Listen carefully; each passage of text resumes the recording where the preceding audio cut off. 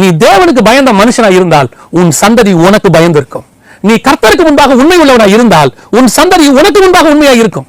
நீங்க கொஞ்சம் சம்பாதிங்க, ஆனா உண்மையா இருங்க, உன் சந்ததி ஆசீர்வாதமா இருக்கும்.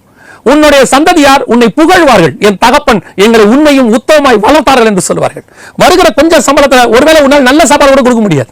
உன் பிள்ளைகளுக்கு நல்ல புது புது ட்ரெஸ் வாங்கி கொடுக்க முடியாது. எல்லா பிள்ளைகளும் வாங்கி விளையாடுற மாதிரி பெரிய பெரிய வீடியோ கேம்ஸ் வாங்கி விளையாட முடியாது.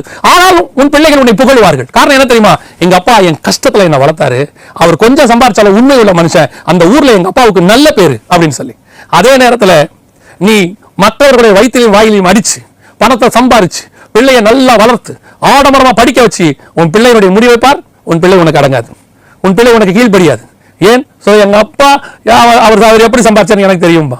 உன் பிள்ளை அதை செலவு பண்ணும்போது எப்படி சொல்லுவான்? அசால்ட்டா செலவு பண்ணுவான், அதை பத்தி கவலைப்படாம செலவு பண்ணுவான். ஆனா நீ கஷ்டப்பட்டு சம்பாரிச்சு கொடுக்கிற காசை பாரு, உன் பிள்ளைகள் 199 பேர் சொல்றேன், ஒரு சிலது மாறி இருக்கிறது, 199 பிள்ளைகள் சொல்றேன் அந்த பணத்தை பார்த்து பார்த்து செலவு பண்ணுவாங்க. காரணம் என்ன தெரியுமா?